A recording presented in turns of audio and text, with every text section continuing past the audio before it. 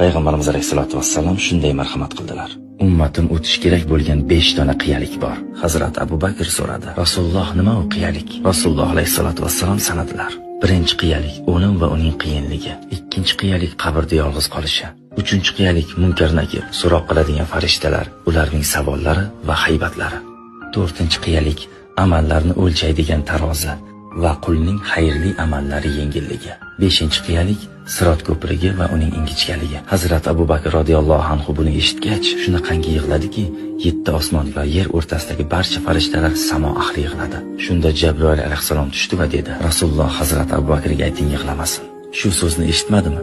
O'limdan boshqa hamma narsaning chorasi bor. Va Jabroil alayhisalom davom etdi: Birinchi qiyalikda kimki bomdod namozini o'qisa, o'lim va uning qiyinligi unga oson bo'ladi. 2. Kim peshin namozini o'qisa, qabr va uning torligi u uchun oson va keng bo'ladi. 3. Kimki asr namozini o'qisa, munkar nakir savollari va ularning haybatlari u odam uchun yengil bo'ladi. 4. Kimki shom namozini o'qisa, u odam uchun tarozidagi amallari yetarli bo'ladi. 5. Kimki xufton namozini o'qisa, u uchun sirot ko'prigi oson bo'ladi. Aytishadi, kimki namozlarini bo'shashmasdan qilsa, o'lim vaqtida la ilaha illalloh Muhammad rasululloh u uchun osonlashtiriladi. Bu ma'lumotlarni istagan barcha insoningizga yuboring.